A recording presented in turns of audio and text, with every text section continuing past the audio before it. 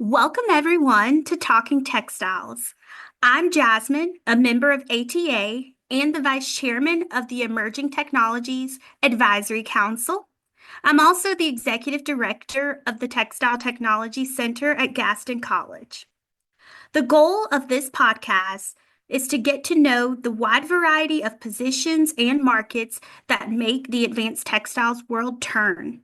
We'll be talking to professionals in different roles throughout this series to help inspire the next generation of textile professionals and anyone interested in learning about others' journeys in the world of textiles. ATA offers advanced textiles content throughout the year, including the upcoming Outlook Conference taking place June 2nd through 5th in Lambeau Field, Green Bay, Wisconsin. Hear real-time information, share perspectives on current trends, and listen to leaders in the industries share their insights on various important topics. Please visit textiles.org/events to learn more. On today's episode, From College to Career, a Personal Journey in the Workforce, myself, along with Max Ring, Account Manager for Evra in Charlotte, North Carolina, Eleanor Enochs, Marketing Manager for DNA Technical Fabrics in Atlanta, Georgia, Preston Bullock, U.S. Brand Sales Manager for Cyclo Technology in Gastonia, North Carolina, and Kathryn Kittrell, Technical Designer for Spiritus Systems in Aberdeen, North Carolina, will have a discussion on how they transitioned from college life to professional careers, highlighting the challenges, growth, and experiences they encountered as they adapted to the workforce. And now, let's talk textiles.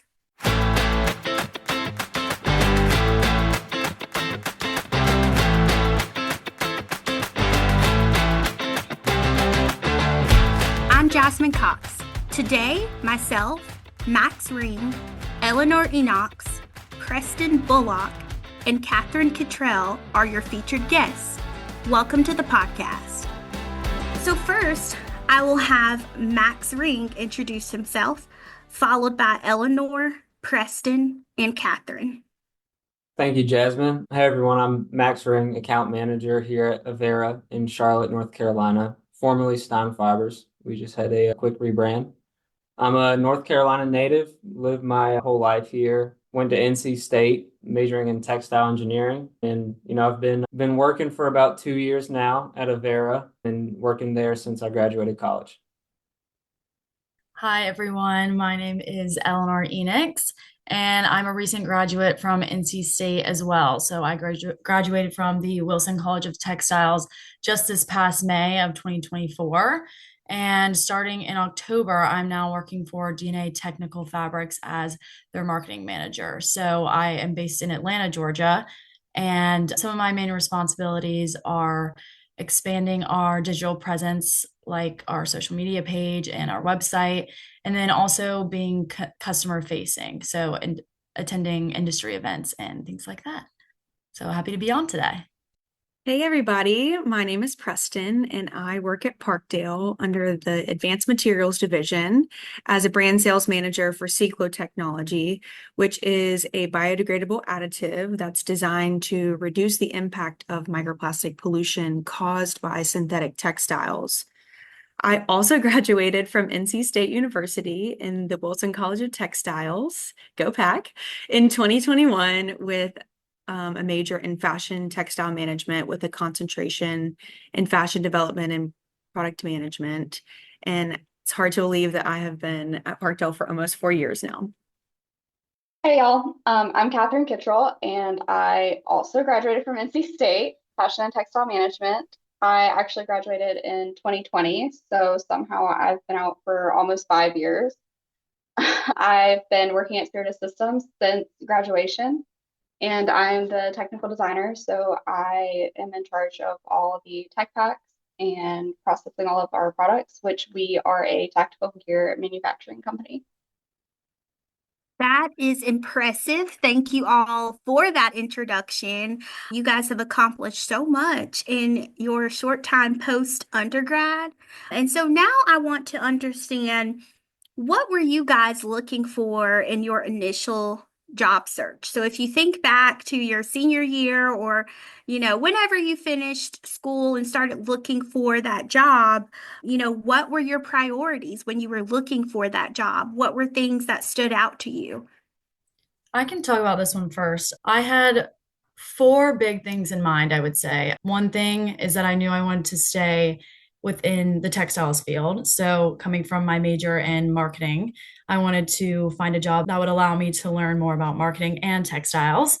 Another thing that was really big for me, which may not be a huge thing for everyone coming straight out of college, but I wanted to be in a big city with a lot of other young people around me. So, location was a really big thing for me as well. And then one more thing is that I wanted to be a part of a company that really fostered a growth environment. So, looking 2 or 3 years down the road, I wanted to really see myself being able to grow within that company. And I think that goes along with being surrounded by or having a great company culture. So being surrounded by employees that really wanted the best for me and wanted me to learn and grow within myself and the company as well. So I agree with Eleanor. I had some similar wants and needs as well coming out. Before senior year, I thought I knew what I wanted, but I probably didn't really know. Our senior design project really emphasized to me company culture and what I'm looking for. And to me, that became the most important.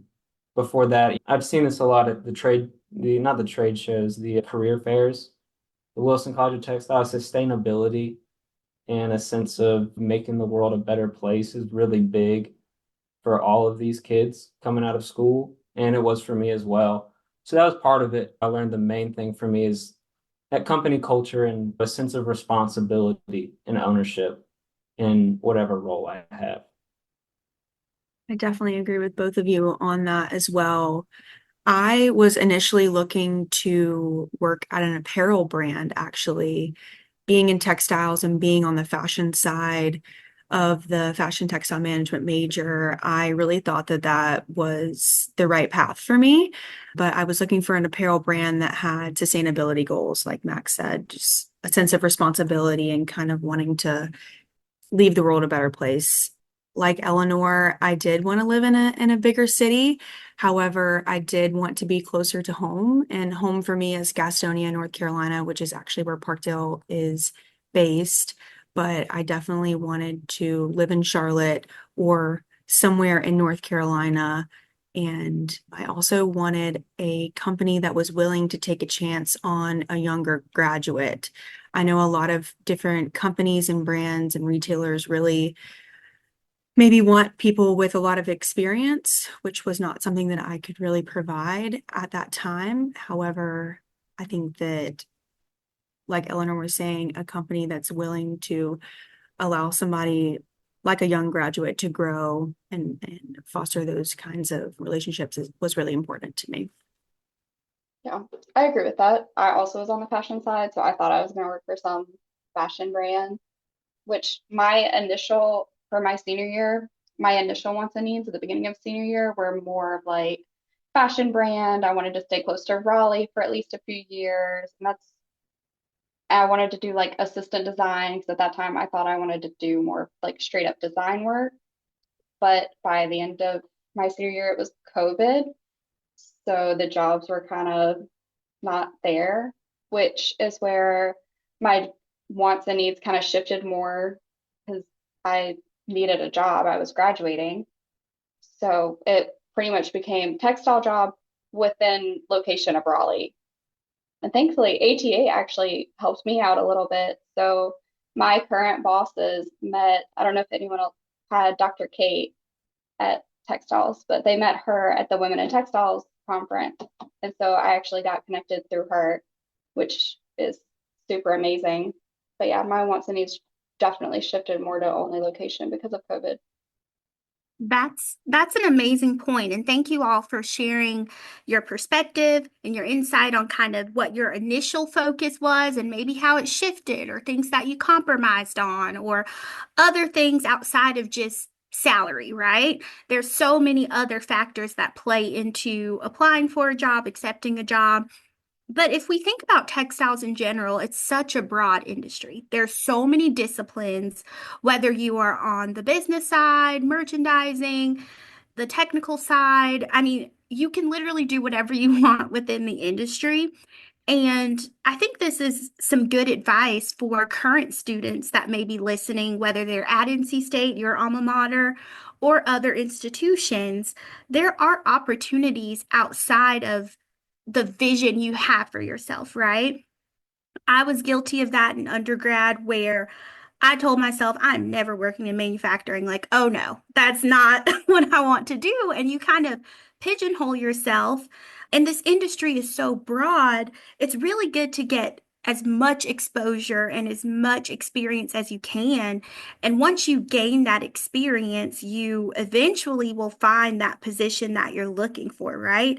So, what advice would you give current students that are in the job search so that they're open-minded about what they're looking for? We are going through a tumultuous time in our industry with uncertainty, similar to things that we've experienced with COVID or, past recessions. And so those ideal brand jobs may not be available. So what advice would any of you give to current students that are on that job search? Jasmine, that's a really good point, and I'm glad you took a minute to point that out because when I was agreeing with Preston on that one, whenever I was looking for a job, fashion is so glorified, and I thought that was what I wanted to go into. But I really just want to focus and highlight how textiles is everywhere. It's in your suitcase that you use to travel, it's in your shoes, it's in the ceiling, it's everywhere. So just I think maybe that's a thing that the schools could also focus on too. Like when I was going to career fairs, maybe showing a broader company base. And then it's also important to highlight that, yes, fashion is such meaningful work, but it's so much harder to get a start without experience. So again, textiles is everywhere. So if you really explore like all aspects and all sectors, you can do a lot and have a lot more meaningful work with a greater impact. So although all types of textiles are have a great impact, just exploring all ranges can really put you at a better advantage. 100%. I fully agree with that, especially because even if people still want to work in like soft goods, there's more than just apparel. So there's bags, like I'm doing tactical gear, which I hadn't even known was a thing until Dr. Kate was like, hey, this company is looking for somebody. So it doesn't even matter about if you apparel necessarily. It's not the end all be all to textiles. There's so much more to it. And students really just need to keep an open mind that they can do more than make a shirt or a dress. That is really good advice, you guys. Does anyone want to add anything else before we continue this discussion? Yeah, I mean, guess I have a different perspective from y'all because I didn't come at it from the textile merchandising side. I came at it from the textile engineering side. And I think a lot of people, whether it's if they're in the technical side of things, they're really interested in, well, what am I going to be making? Like I know hot topic right now is composites. Composites are really cool. So a lot of people are like, well, I only want to get into composites. But Jasmine, you made a great point. Like, advice would you share to students who don't know what they want to do?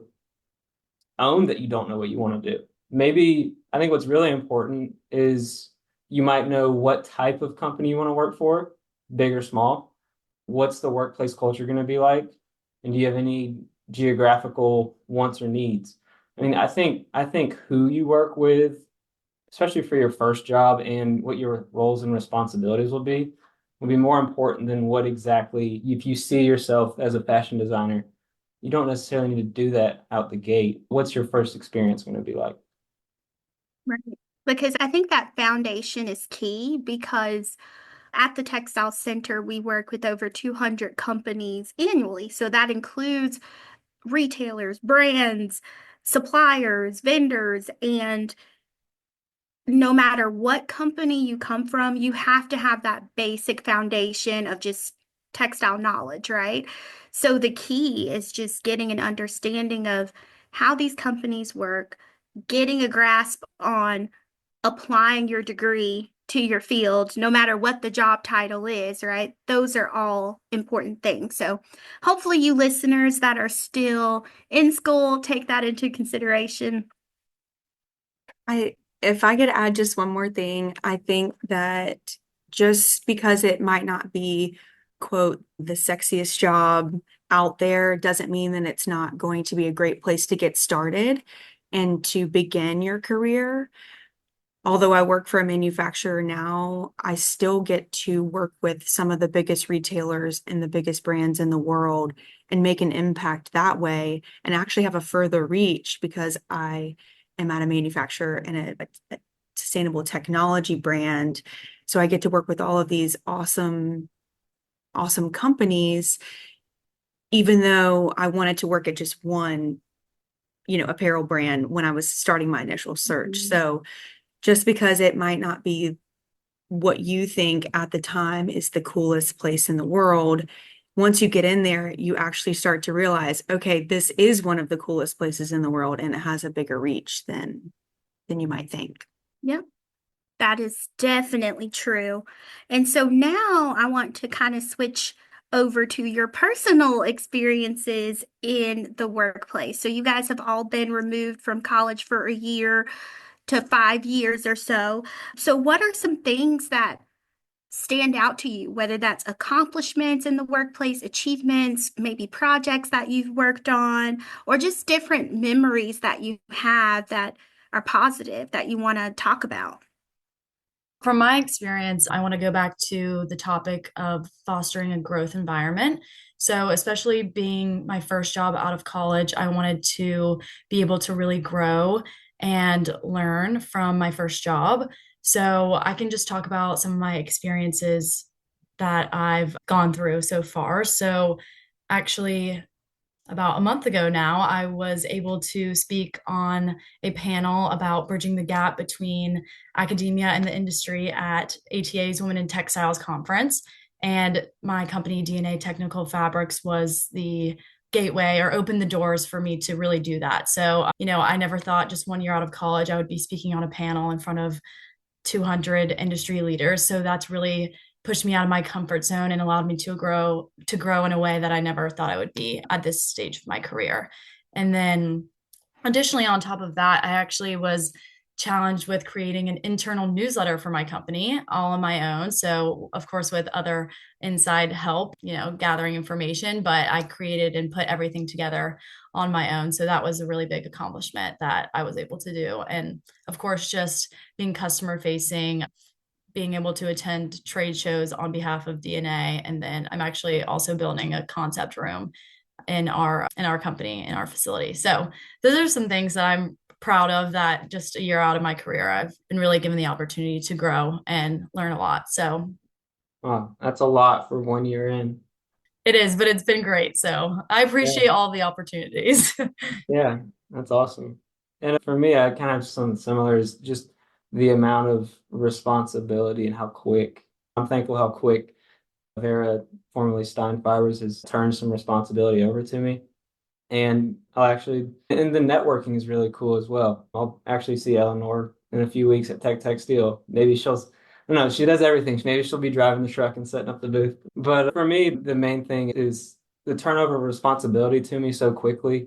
It's been humbling and it's been great learning a lot while I'm doing it and being customer facing as well. You really learn the ins and outs of the industry and getting some ownership on certain segments. So for me, it's flame retardant, wet laid non-wovens, and trying to expand our natural fibers business for me personally. But it's really awesome to get some sense of responsibility and ownership. And I think that's something you might not get everywhere else, but I'm definitely thankful to have it here. Yeah, that makes sense.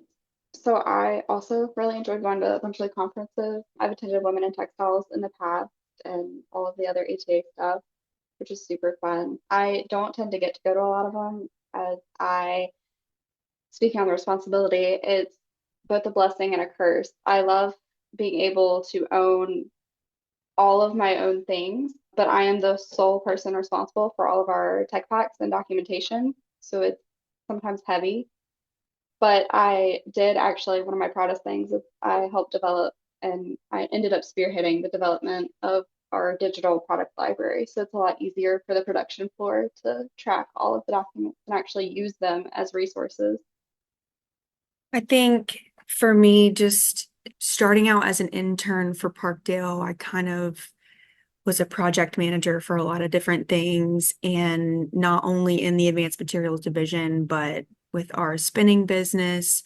I think that just having all of these opportunities to do all kinds of things within the company has been great experience for me. But I think a notable moment was when I actually transitioned from being kind of a project manager to officially being a brand sales manager for Sequo Technology. I think that really was important for me because now I get to focus on making a difference and trying to help brands reduce their impact on the environment. And so I think that for me was really important, and it was a really kind of a step up in my career from having all of these kind of moving parts to really being able to focus on the task at hand, which is to share Ciclo and its story. You guys are impressive. Once again, you've done so much in your time just post college and the impact that you're making in your organizations and in the industry. It's like you guys are sponges and you're just soaking it all in, and it's just amazing to hear. But now I want to turn the page. Those are some of the pros and the wins, but every day is not rainbow and butterflies, right? So, does anyone want to talk about some of the challenges that you've had in the workplace, whether that was, something technical, a project, maybe it was, dealing with personalities in the workplace, coming in as Gen Z, millennials, a lot of the people that you work with on projects may be in a different age group, and the communication, there may be barriers there. There are so many challenges that can come up in the workplace. So, if you want to speak on any challenges you've experienced, whether it's with a task or just in general or adapting to a work environment, please share. I think really going from college in that environment to going into an office environment and sitting at a desk every day is really a culture shock. However, I think saying yes to things, saying yes to new experiences, to travel, to meetings, to volunteer events, I think all of that really will aid in getting you out of the office and changing your scenery because it can get a little bit monotonous sometimes. But another tough part of the transition for me was really being in that college bubble and then it bursting once I got into an office environment, especially in the textile industry, realizing how much current events and things like tariffs affect our business. And I think that, at least as it relates to my role, how pricing can really impact brands' ability to adopt a sustainable technology. I think that in addition to that, even though I went to a textile school, Wilson College of Textiles, and did other internships within the industry, I actually don't think I realized how much actually goes into making the clothes that we wear every day. And I think that's also the beautiful thing about working at a manufacturer, that you really get a full grasp of, oh my goodness, we have to have all of these manufacturing facilities and all of these amazing employees. There's a lot that actually goes into just making the shirt that you're wearing today. So I think wrapping my brain around all of those things was definitely challenging, but slowly but surely, I've started to kind of understand a little bit better about how the industry works. Yeah, I fully agree. For me, the biggest shock was like you were saying about like understanding like more of like how the industry actually works was the technology at the Wilson College of Textiles is like top notch, cutting edge, and then coming to so we also manufacture in-house and then coming and seeing the technology that American manufacturers have and how behind it actually is. That was very much a learning curve and shock for me to get over because like I was used to AccuMark and here we still have Gerber, but it's Cutworks, which is like AccuMark's baby brother. And it was just so different from going from having the top cutting table to maybe like mid-tier, and just learning that that's the standard, is it's not cutting edge everywhere. Had to rip those rose-colored glasses off real fast.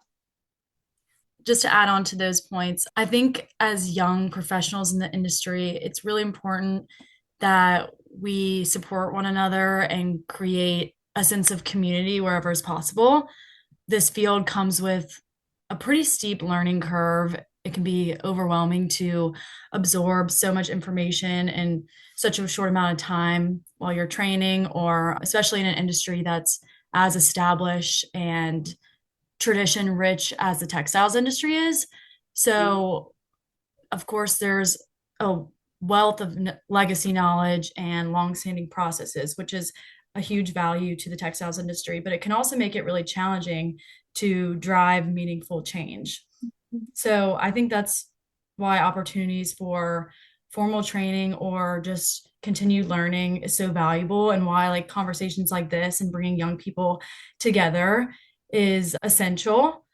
And so by staying connected and just like bringing young people together, sharing insights and encouraging fresh perspectives, I think that's really important. And just continuing to drive the industry forward, I think is important for us young industry leaders to stick together.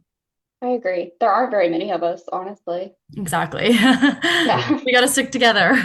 Especially at Completely. manufacturing companies, Yeah. I think that that was a hard part for me, was being a young person in Mhm. a company where people have anniversaries of 30 plus years and years of experience at the same company. That was really hard for me to wrap my brain around. But that means that you have so many good teachers and mentors to pull from.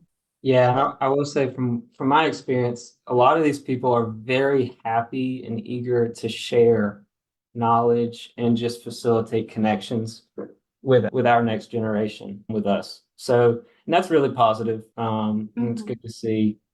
And this younger generation, it seems we're wanting to steer more towards sustainability and driving change. And for me, one of my biggest learning curves was change happens, but it's not as fast as you might think. I remember I wanted to get some trial bales of fiber into place, and I thought, okay, I'll send a sample this week. The next week will be fiber bales, then maybe a little bit of trial material, and then we're off to the races within a month. That's not how it works. That's not the speed at which things work.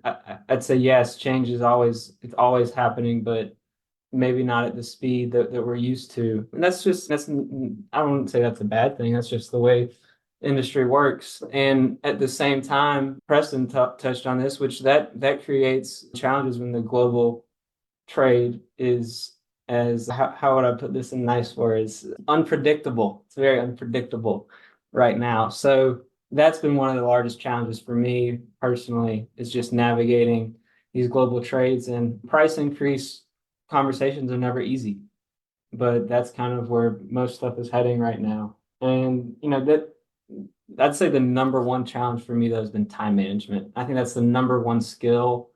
NC State, Wilson College of Textiles, I feel like they do a good job of trying to teach you about how to manage your time and the importance of it.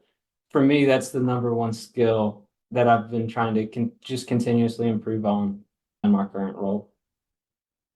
Thank you guys for sharing some of those, tough spots in your job. It's great and we enjoy what we do, but you have those external factors that you can't control, like the trade environment and your customers and the speed of getting things done within your organizations, or not seeing that change as fast as you want to, or even things like time management, which we all struggle with every other day.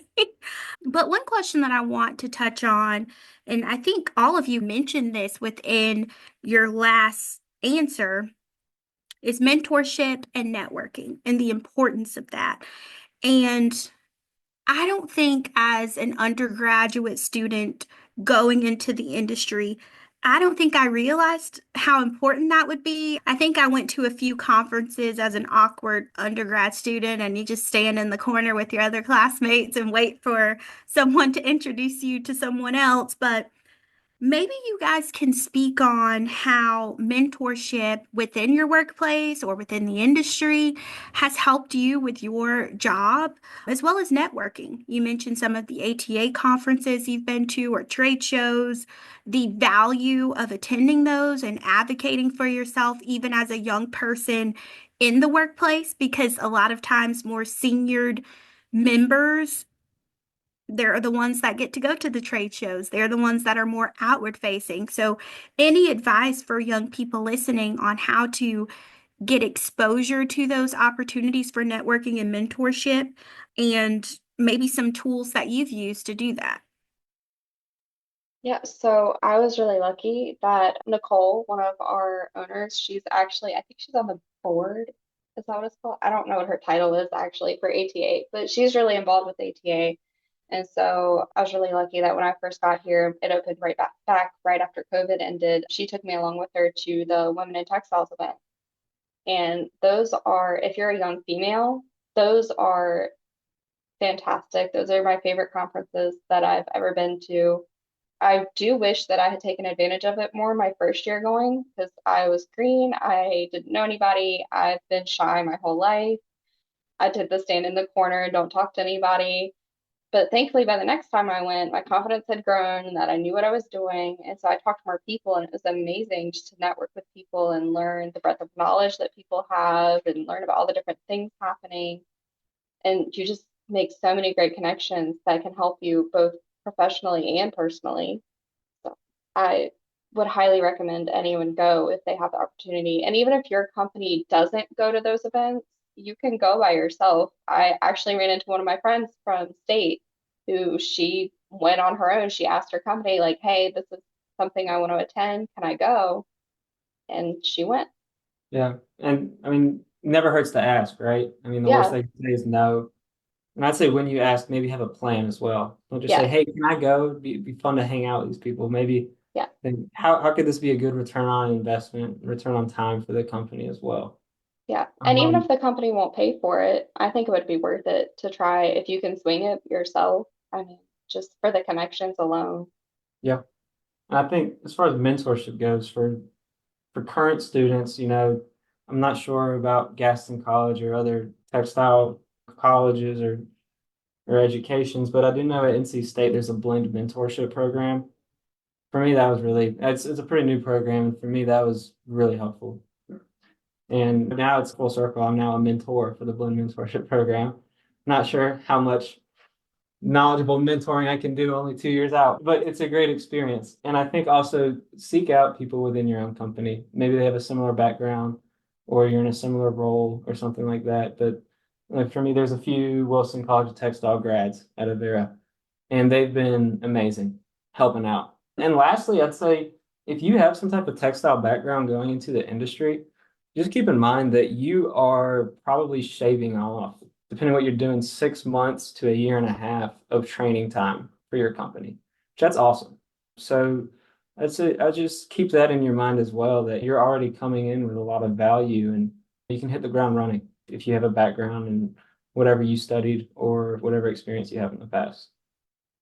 I'll chime in here, echoing what Kathryn said. I think attending any type of event, whether it be a women in textiles event, for me, going to trade shows, just this past week, I was at Functional Fabric Fair in Portland, and there was an NC State Wilson College of Textiles alumni event. What a great opportunity to meet people that you already have a connection with.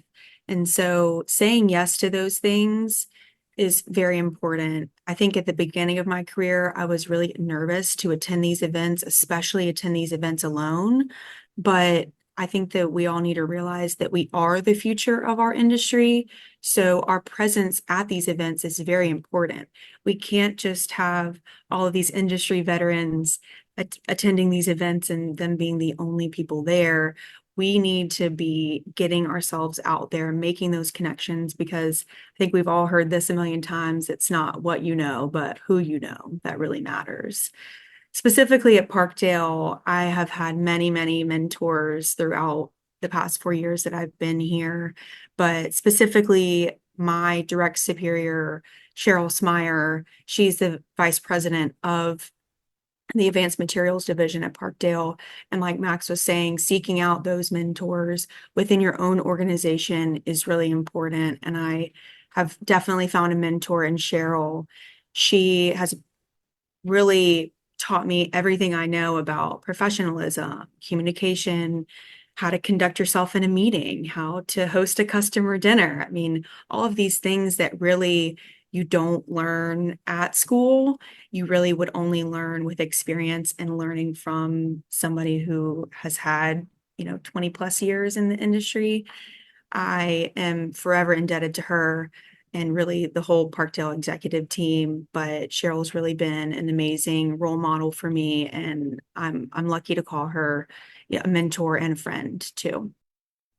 And going off of Preston's point here, I think it can be really intimidating at times to be confident and just share your unique ideas as a young person in the industry.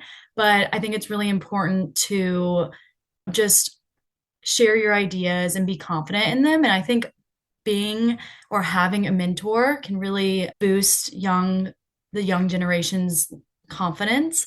So just whether that be introducing people to your network or anything along those lines, I think would be really beneficial just to get your foot in the right direction for the young leaders of the industry. And again, I want to brag on DNA for a second, just because they've done such a great job with exposing me to as many things in this past 7 months now. My boss likes to say you learn everything, or you learn best through osmosis. So just like really being exposed to anything and everything you can. And I really want to emphasize Preston's point by just saying yes to as many things as you can, I think is really important and will get your career started off in the right direction. That is amazing advice, you guys. All of you are spot on. I mean, I always try to think of it as this is our industry, right? It's not the industry of the past, or it's our industry now. It's our job, it's our career path. So why not make it the best that you can? And you don't have to be in the industry for 20 plus years to make an impact. You can do that now by saying yes to those opportunities, even if you're swamped or you don't really feel like it, just go. Even if you only stay at these trade shows for a day or for a few hours or whatever it may be. And even if you don't have those opportunities to travel internally, like some of you mentioned, people that you work with who are more tenured, who can assist you, whether it's technically or personally, in navigating different things.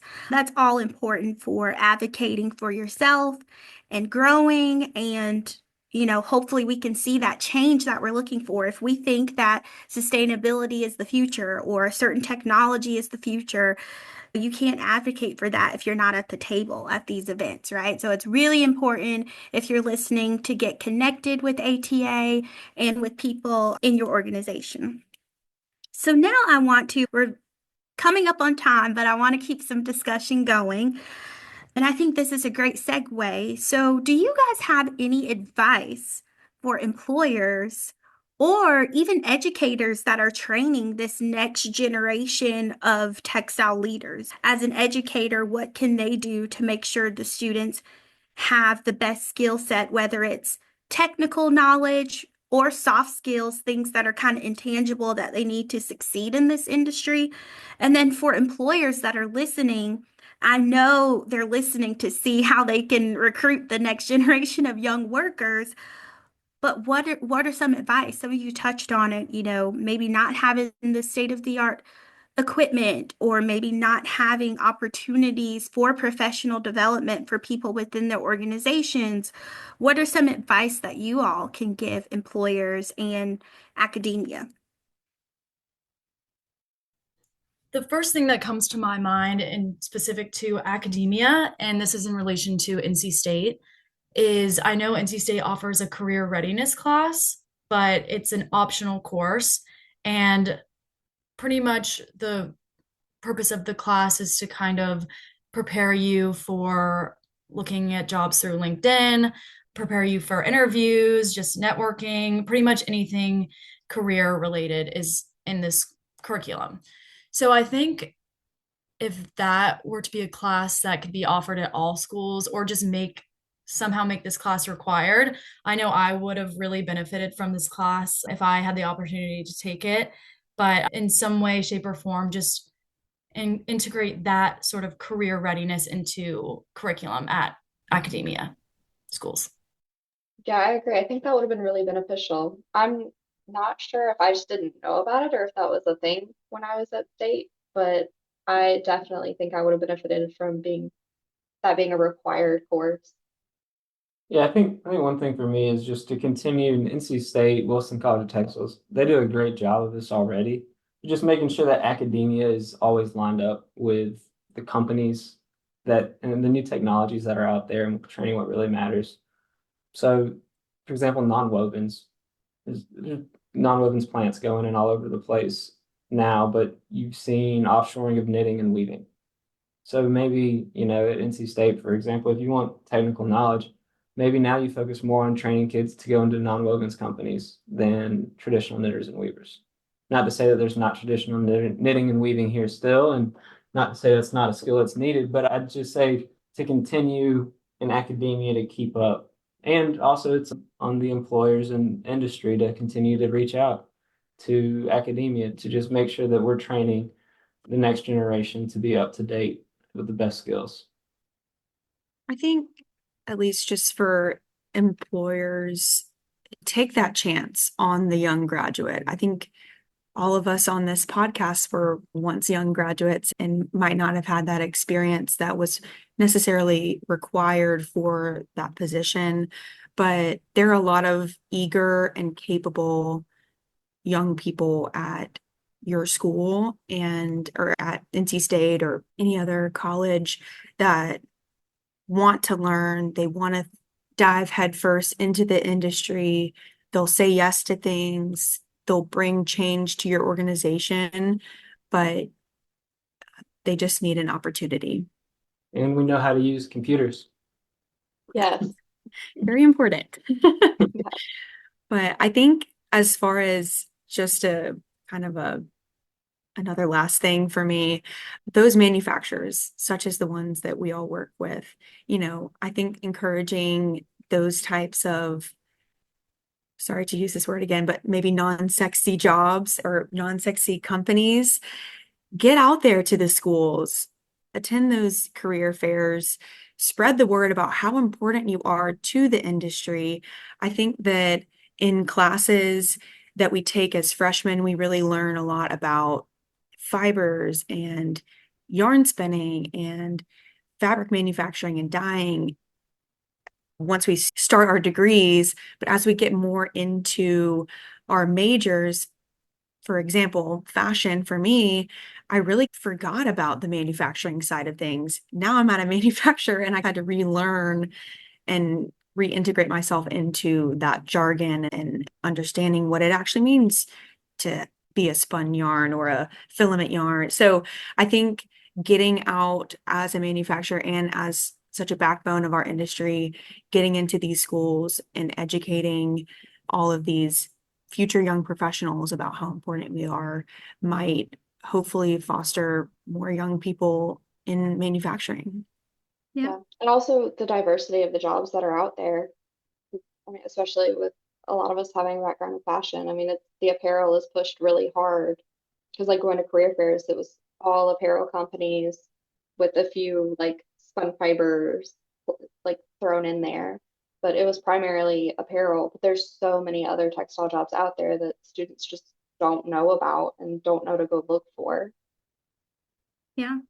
That's exactly right. So if you're an employer that's listening, get in touch with these institutions, whether it's NC State or Gaston College or University of Georgia, Kent State. All of these schools have some sort of textile, fashion, design, polymer science, some program of who you're looking for. So make sure that you are getting in touch with these institutions and getting in front of students. I know as a faculty member, we're always looking for companies that want to speak to students. It saves us a little bit on lesson planning. Um, but then also, it's a good opportunity to have direct access to this next generation of workers and to create that awareness. But then once these students get into your plants, you got to do the work there on making sure the culture is conducive to today's generation and it's not stuck in the 70s, you know? So there's work to be done there. And then as far as academia, making sure that you are creating these opportunities for companies and employers to come into your classroom, making sure that students are aware of courses like career readiness and soft skills are important. Being able to have a conversation and make eye contact and make decisions and just those little things that are not really a technical piece that should be incorporated into studies as well. And so, for our last question, I want to hear from you guys on your future plans. Where do you see yourself a year from now, 3 years from now? What are some goals that you have professionally within the industry or any milestones you're looking forward to? For me, the next 1 to 3 years, I think continue to advance my role here at Avera and gain more responsibility and more customers and sell more material. And potentially looking at, I've always thought it'd be cool to get an MBA. So potentially do that as well. And yeah, I don't think a master's in engineering or anything is going to be in the books for me, but I'm not ruling that out either.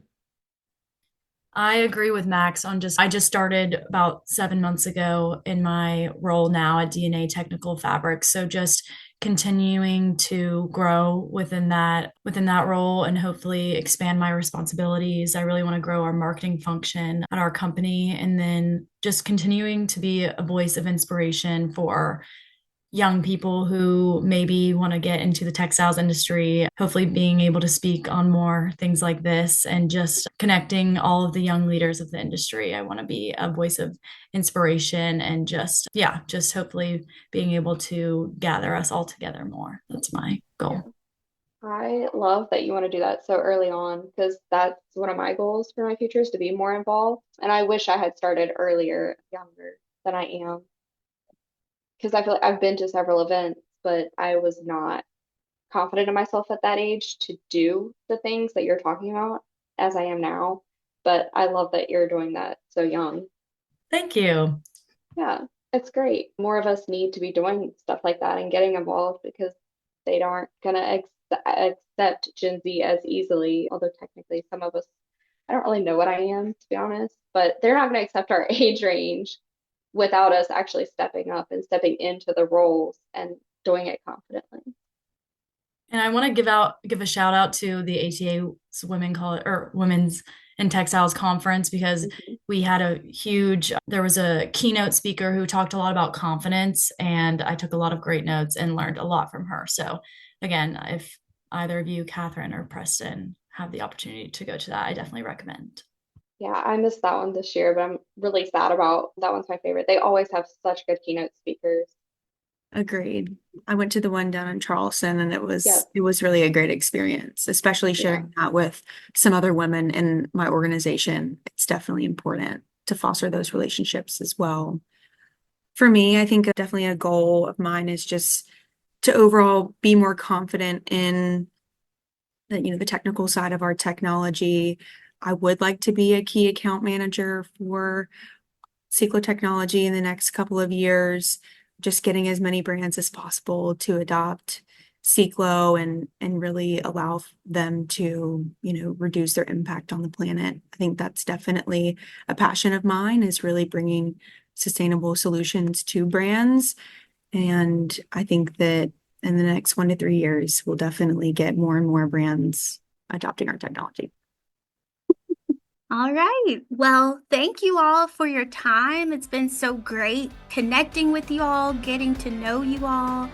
I hope you've learned something from each other, and I hope you guys can build that young professionals community offline. And with that, we are finished. Thanks, Jasmine. Thank you. Thank you for joining us for this episode of ATA Talking Textiles. ATA is a not-for-profit association representing the international specialty fabrics marketplace. Learn more about the events, workshops, and webinars ATA hosts throughout the year at textiles.org/events.